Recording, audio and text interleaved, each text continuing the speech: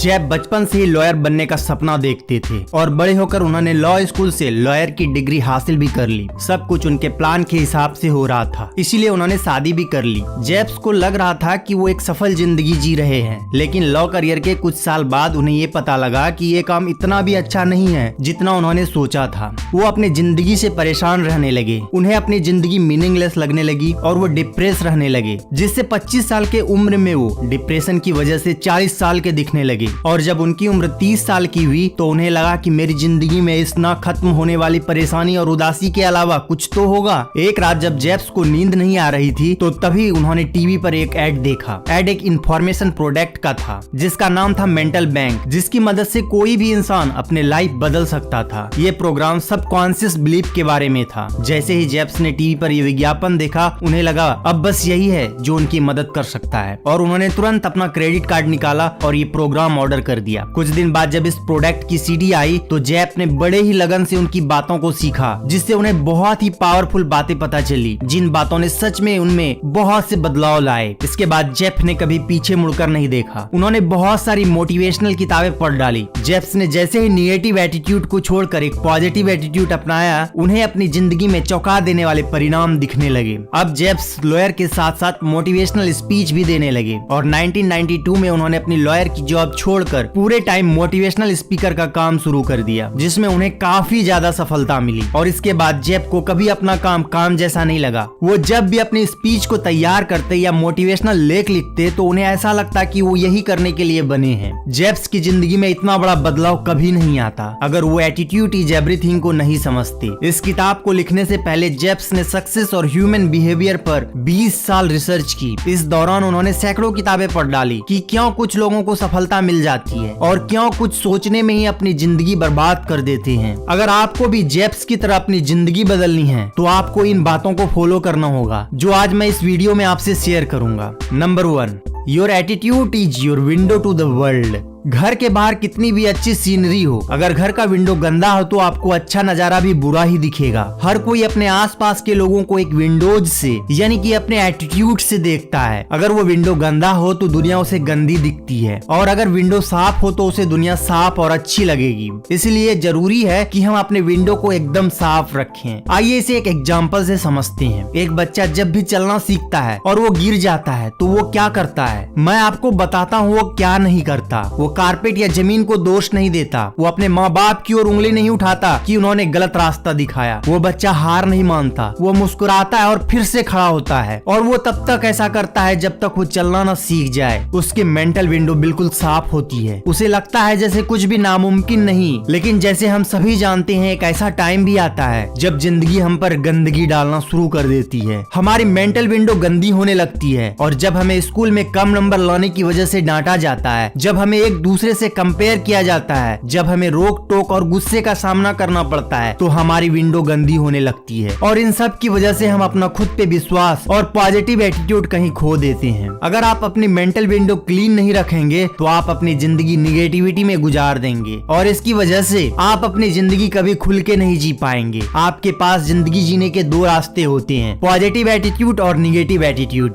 या तो आपके पास जो नहीं है उसी को सोच के पूरी जिंदगी रोइए, या एक पॉजिटिव एटीट्यूड रख के आज आपके पास जो नहीं है उसे पाने के लिए काम करिए। इससे आपको वो सब मिलेगा जो आप चाहते हैं। मैं जानता हूँ आप सोच रहे होंगे कि ये सब कहना बहुत आसान है, करना नहीं। इसलिए ऑथर ने 11 लेसन्स की मदद से बताया है कि आप कैसे कर सकते हैं। Number 1, you are a human magnet, यानी कि आप एक मानव चुंबक हैं। कुछ लोग काफी सफल हो जाते हैं और कुछ लोग अपनी असफलताओं से ही बाहर नहीं आ पाते। जेफ्स ने सफलता की कुंजी को 6 शब्दों में बताया है और आपको ये जानकर हैरानी होगी कि यही 6 शब्द ही आपको सफल बनाएंगे और यही 6 शब्द आपको असफल भी बनाएगी। और ये 6 शब्द हैं, we become what we think about, मतलब हम वही बन जाते हैं जैसा हम खुद के बारे में सोचते हैं। यह ऐसे काम करता है, यदि आप किसी लक्ष्य के बारे में लगातार सोचते हैं तो हम उसकी ओर आगे बढ़ने का प्रयत्न आरंभ कर देंगे। मान लीजिए एक आदमी है जो सोचता है कि मैं हर साल 10 लाख रुपया कमा सकता हूँ, तो वो एक मानव चुंबक की तरह उन सभी रास्तों को ढूंढ लेगा जिससे वो 10 लाख रुपया कमा सके। अब दूसरा पहलू ये है है। अगर वो सोचे उसे अपने परिवार की समस्याओं को दूर करने के लिए 10 लाख रुपया कमाने चाहिए, अब वो 10 लाख रुपया कमा सकता है? ये उस आदमी के एटीट्यूड पर डिपेंड करता है कि वो खुद पर कितना भरोसा करता है। अगर आप ये सोचें कि मैं 10 लाख रुपया कमा सकता हूँ और 10 लाख रुपया कमाने चाहिए, इनमें दो चीजें सामने आती हैं। कमा सकता हूँ पॉजिटिव एटीट्यूड है और कमाने चाहिए निगेटिव एटीट्यूड है। अगर आपका खुद पे भरोसा है और कुछ करने की हिम्मत है तो आप एक दिन 10 लाख रुपया जरूर कमा लेंगे। दोस्तों, असफलता बस एक स्पीड ब्रेकर की तरह होता है जो हमारे सपनों के रास्ते में आकर बस हमें टेस्ट करता है, और अगर हम में एक पॉजिटिव एटीट्यूड नहीं होगा तो यह स्पीड ब्रेकर हमें पहाड़ जैसा लगने लगेगा और हम इस ब्रेकर को पार करने के बजाय वहीं हार मान जाएंगे। इसलिए जब भी आप अपनी जिंदगी में कुछ नया शुरू करिए तो ये बात याद रखिएगा कि असफलता बस हमें ये दिखाने आती है कि हमें अपने सपने को पाने की कितनी चाहत है। Next, picture your way to success, यानी अपनी सफलताओं की कल्पना करें। एक इंटरव्यू में प्रसिद्ध गायिका सेलिना डियोन से पूछा गया कि क्या उन्होंने अपने करियर की शुरुआत में कभी सोचा था कि उनके लाखों रिकॉर्ड बिकेंगे और वे टूर पर रहकर हर सप्ताह कई हजारों लोगों के सामने गाना गाएंगी। इस पर गायिका ने जवाब दिया कि इसमें से किसी भी बात पर उन्हें आश्चर्य नहीं हुआ, क्योंकि इस तरह की कल्पना उन्होंने तभी कर ली थी जब वे 5 वर्ष की थी। इसलिए हमारा पहला कदम अपने इच्छित परिणाम की छवि का निर्माण करना है। आपको केवल अपनी कल्पना ही सीमित कर सकती है। आप जानते होंगे कि बहुत से लोग सार्वजनिक सभा में संबोधित करने से घबराते हैं, यानी कि पब्लिक स्पीकिंग से डरते हैं। कई तरह के सर्वे करने के बाद पाया गया कि यह लोगों का सबसे बड़ा डर है, जो मौत के डर से भी कहीं आगे है। आइए देखें कि जब लोगों को भाषण देने के बारे में सिर्फ सोचने भर के लिए कहा जाए तो उनके मन में किस तरह के चित्र उभरने लगते हैं। वे स्वयं को श्रोताओं के सामने घबराए हुए खड़ा देखते हैं। शायद वो जो कहना चाहते हैं उसे याद करने में कठिनाई का अनुभव करते हैं। यदि अपने मानस पटल पर आप इस छवि को बार बार दोहराएंगे तो यकीन माने कि आप एक वक्ता के रूप में कोई खास सफलता हासिल नहीं कर पाएंगे। इसके बजाय अपने मन में इस तरह की छवि बनाएं कि आप आत्मविश्वास से भरे हुए अपनी प्रस्तुति दे रहे हैं। श्रोतागण आपके हर शब्द को ध्यान से सुन रहे हैं। आपने श्रोताओं को एक मजेदार वाक्य सुनाया है और वे हंस रहे हैं। अंत में वे बड़े गर्मजोशी से आपके लिए तालियां बजा रहे हैं। बाद में लोग आपको बधाई देने आ रहे हैं। क्या आप देख पा रहे हैं कि ऐसे मानसिक चित्र किस तरह एक बेहतर वक्ता बनने में आपकी सहायता कर सकते हैं? हालांकि ध्यान रखें कि आपके मन में उभरी इस तरह की तस्वीरें रातों रात वास्तविकता में साकार नहीं होती। हाँ, लेकिन यह तय है कि धैर्य के साथ लगातार इस तरह की मानसिक तस्वीरों पर ध्यान केंद्रित कर आप ऑटोमेटिकली उन तरीकों से कार्य करने लगेंगे जो आपके स्वप्न साकार करने में सहायक सिद्ध होंगे। Next, make the commitment and you will move mountains, यानी कि प्रतिबद्ध हो जाएं और दुनिया को हिला दें। आइए इसे एक शानदार स्टोरी से समझते हैं, जो कि है न्यूपोर्ट बीच के निवासी बेंजामिन रोल की कहानी। रोल ने 1990 में 67 वर्ष की उम्र में लॉ स्कूल से ग्रेजुएशन किया था। स्वाभाविक था कि उन्हें अपनी कानूनी प्रैक्टिस शुरू करने से पूर्व कैलिफोर्निया बार एग्जाम पास करनी पड़ती। इस एग्जाम को पास करने के अपने पहले प्रयास में वो फेल हो गए, दूसरी बार भी फेल हो गए, तीसरी बार, चौथी बार, फिर 13वीं बार असफल हुए। मैं आपको बता दूं कि बार एग्जाम साल में केवल 2 बार ही दी जा सकती है। इसलिए वे जब अपने 13वें प्रयास में असफल रहे तब वे 73 वर्ष के हो चुके थे। अधिकतर लोग इतने प्रयासों के बाद हार मान लेते, लेकिन बेंजामिन रोल ऐसा नहीं थे। उन्होंने 14वीं बार एग्जाम दिया और इस बार वो पास हो गए। 1997 में 74 की उम्र में उन्हें कैलिफोर्निया राज्य में कानूनी प्रैक्टिस करने की अनुमति मिल गई। तो ये है वो व्यक्ति जो कमिटेड थे और किसी भी कीमत पर अपने लक्ष्य को प्राप्त करना चाहते थे। क्या इस कहानी से आप समझते हैं कि एटीट्यूड का कितना महत्व है? अधिकतर लोग 60 साल की उम्र के बाद लॉ स्कूल जाने की सोचते भी नहीं हैं, और ये ऐसे व्यक्ति हैं जिन्होंने न केवल 67 वर्ष की उम्र में लॉ स्कूल में प्रवेश लिया, बल्कि ग्रेजुएशन के बाद बार एग्जाम पास करने के लिए 6 वर्ष तक डटे रहे। बेंजामिन रोल की कहानी इस बात का एक और पुख्ता सबूत है कि एटीट्यूड इज एवरीथिंग। अब चूंकि आप प्रतिबद्धता यानी कि कमिटमेंट की शक्ति के बारे में जान चुके हैं, इस सिद्धांत को अमल में लाने का समय आ गया है। तो आगे बढ़ें, एक ऐसा लक्ष्य चुनें जिसे प्राप्त करने की तीव्र इच्छा आपके मन में हो। इस बात के लिए कमिटेड हो जाएं कि चाहे जो भी हो आप अपना लक्ष्य हासिल करके ही रहेंगे। आगे बढ़ें एवं अपने मार्ग में आने वाले सभी अवसरों पर ध्यान केंद्रित करने एवं उनका लाभ उठाने के लिए तैयार हो जाएं। अपने लक्ष्य की प्राप्ति के लिए दृढ़ निश्चय के साथ कार्य करते रहें और सफलता प्राप्त करने के लिए तैयार रहें। Next, turn your problems into opportunity, यानी कि समस्याओं को अवसरों में बदलें। आइए इसे एक एग्जाम्पल से समझते हैं। डेब ब्रूनो एक चिकित्सा उपकरण बनाने वाले कंपनी में नेशनल सेल्स मैनेजर के रूप में काम करते थे। सब ठीक ठाक चल रहा था, लेकिन 1984 में ब्रूनो ने अपनी नौकरी गंवा दी। उसी बेरोजगारी की हालत में एक रात ब्रूनो घर जा रहे थे तो उनकी कार रोड से नीचे उतर गई और क्षतिग्रस्त हो गई। वे गंभीर रूप से घायल हो गए। उनके फेफड़े दब गए, पसलियां टूट गई, दिल में घाव हो गया और लीवर फट गया। डॉक्टरों को भी पता नहीं था कि वे जीवित रह पाएंगे या नहीं। ब्रूनो ने भी यही सोचा था कि वो मर जाएंगे। 3 दिन तक लाइफ सपोर्ट सिस्टम पर जिंदगी और मौत के बीच झूलने के बाद वे चमत्कारिक रूप से बच गए। ब्रूनो को ऐसा महसूस हुआ जैसे उन्हें दूसरा चांस दे दिया गया हो। हॉस्पिटल में रिकवरी के दौरान उन्होंने अपने फ्यूचर के बारे में सोचना शुरू कर दिया। उनके मन में कुछ कौंधा और वे समझ गए कि उन्हें आगे क्या करना है। वो एक ऐसा व्यवसाय शुरू करेंगे जिसके द्वारा मोटिवेशनल कोटेशन को अन्य लोगों के साथ साझा किया जा सके ताकि वे भी इनसे प्रेरित हो। लेकिन उन्हें पता नहीं था कि वे ये सब कैसे करेंगे। हॉस्पिटल से घर आने के बाद एक और बुरा समाचार उनका इंतजार कर रहा था। उनके भारी मेडिकल बिल एवं उनके काम करने की असमर्थता के कारण उन्हें अपना दिवालियापन घोषित करना पड़ा। उन्होंने अपना घर खो दिया। वे अपने परिवार सहित एक छोटे से अपार्टमेंट में रहने लगे। अभी तक ब्रूनो ने अपने सपनों का साथ नहीं छोड़ा था। एक दृढ़ निश्चय और पॉजिटिव एटीट्यूड के साथ वे फिर से आगे बढ़े। अगले कुछ सालों में उन्होंने ऐसे जॉब्स किए जहां मार्केटिंग और प्रिंटिंग सीख सके। अपने इस कोटेशन के प्रदर्शन के लिए वे किसी माध्यम की तलाश में थे। एक दिन बिजली की तरह एक विचार उनके दिमाग में कौंधा। वे इन उदाहरणों को क्रेडिट कार्ड पर छाप सकते हैं। उस दिन शाम को टीवी देखते समय उनकी नजर एक क्रेडिट कार्ड कंपनी के गोल्डन कार्ड के विज्ञापन पर पड़ी। उन्होंने सोचा कि ये तो और बढ़िया है। वे इन कोटेशन को मेटलिक गोल्ड कार्ड पर प्रिंट करेंगे जिससे लोग जहां चाहे वहां उन्हें अपने साथ ले जा सकते हैं। उसके लिए उन्होंने एटीट्यूड, लीडरशिप, करेज और कमिटमेंट आदि विषयों पर आधारित कोटेशन की एक श्रृंखला का निर्माण किया। उन्होंने इस तरह के कार्ड को सक्सेस गोल्ड कार्ड का नाम दिया। हॉस्पिटल छोड़ने के 5 वर्ष बाद डेब ब्रूनो ने पहला सक्सेस गोल्ड कार्ड बेचा था। मुझे यह बताते हुए खुशी हो रही है कि अब तक वो इस तरह के 2 मिलियन से भी ज्यादा कार्ड बेच चुके हैं। डेब ब्रूनो ने एक त्रासदी भरी दुर्घटना को एक अविश्वसनीय जीत में बदल दिया था।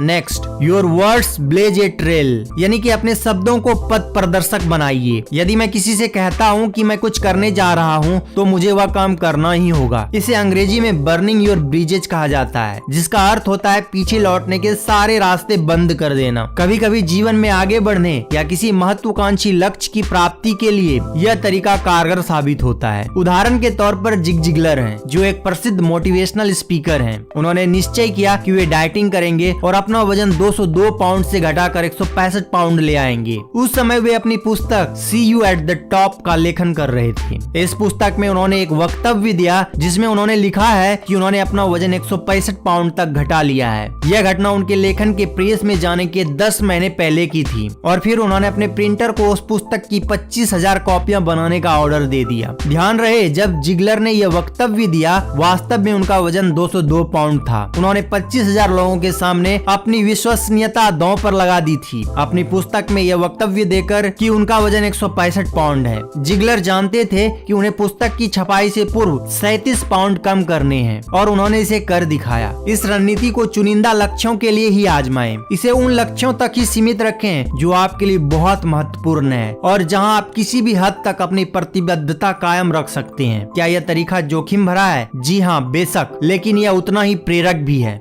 नेक्स्ट, स्टॉप कंप्लेनिंग, यानी कि शिकायतें करना बंद करें। मैं आपको यह सुझाव नहीं दूंगा कि आप हाथ पर हाथ धरे बैठे रहें और अपने जीवन में आने वाली सभी समस्याओं का अनदेखा कर दें, बल्कि शिकायत करने के बजाय यह ज्यादा बेहतर होगा कि आप अपना ध्यान और ऊर्जा उन्हें सुलझाने या कम करने की दिशा में केंद्रित करें। उदाहरण के तौर पर मान लें कि आजकल आप थोड़ा थका हुआ महसूस कर रहे हैं। हर व्यक्ति को अपनी थकान के बारे में बताने की बजाय आप अधिक एक्सरसाइज करना शुरू कर दें या फिर रात में थोड़ा जल्दी सोना शुरू कर दें। शिकायतें आपके विरुद्ध 3 तरह से काम करती है। पहले, कोई भी आपकी तबीयत या समस्याओं के बारे में निगेटिव खबर नहीं सुनना चाहता। दूसरे, शिकायत करने से आप खुद अपनी पीड़ा और असुविधा को बढ़ा लेते हैं, इसीलिए बार बार दुखी और निगेटिव घटनाओं को याद करने से क्या फायदा। तीसरे, शिकायत खुद कुछ हासिल नहीं करती, उल्टा आपको अपनी स्थिति को सुधारने के लिए किए जाने वाले उपायों से विमुख कर देती है। कहा जाता है कि 90% लोगों को आपकी समस्या से कुछ लेना देना नहीं होता और शेष 10% आपको समस्याग्रस्त देखकर खुश होते हैं। इसलिए पॉजिटिव लोगों की श्रेणी में आ जाएं, जिससे आपको सामने से आते देख लोगों को अपना रास्ता न बदलना पड़े।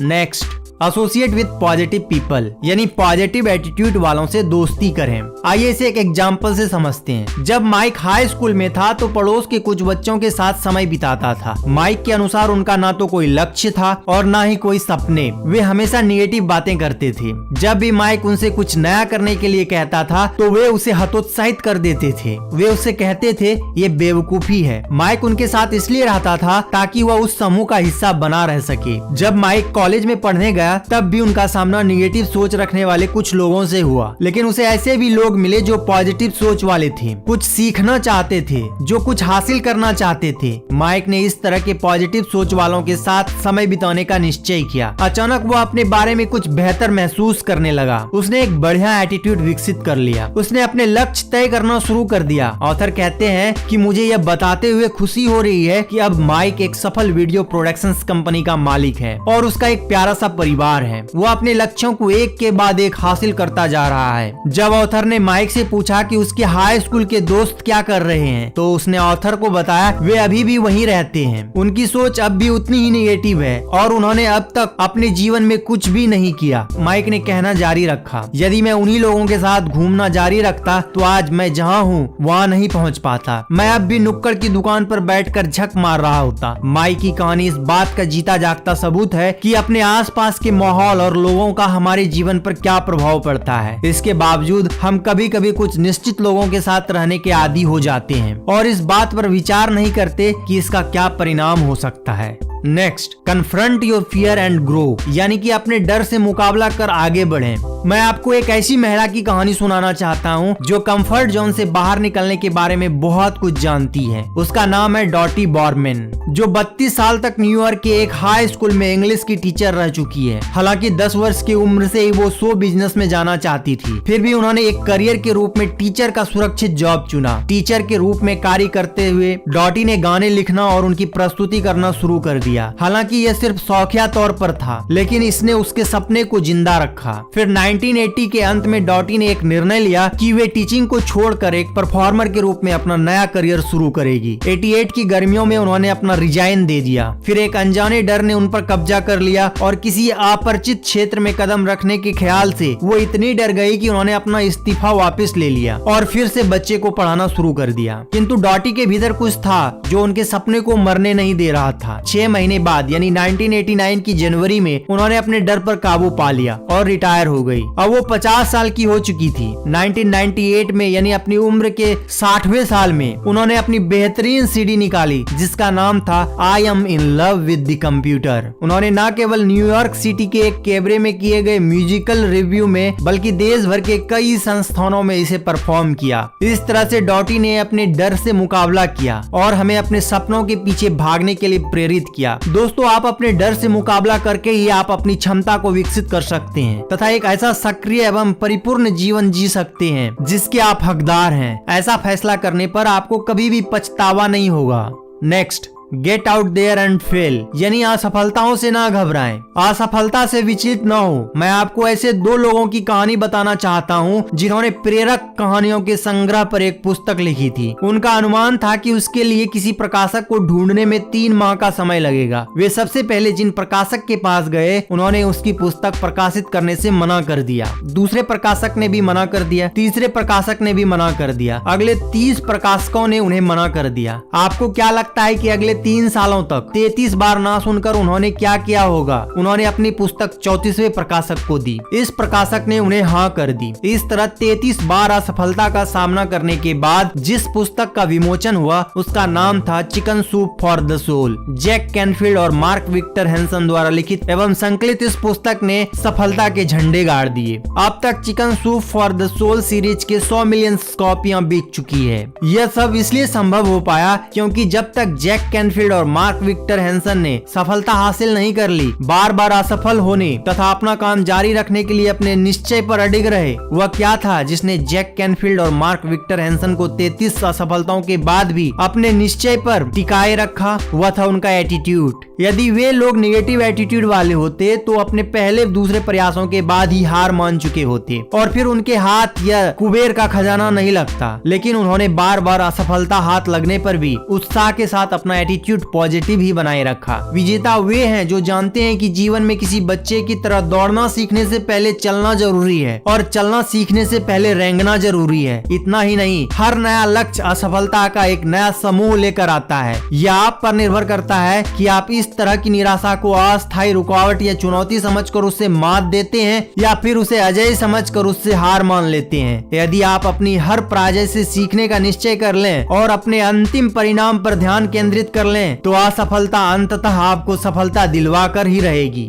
तो दोस्तों, इस वीडियो में बस इतना ही। आपको ये वीडियो कैसी लगी हमें कमेंट करके जरूर बताएं। वीडियो को लाइक करें, शेयर करें और चैनल को सब्सक्राइब करना ना भूलें। तो मिलते हैं नेक्स्ट वीडियो में। Thanks for watching. जय हिंद।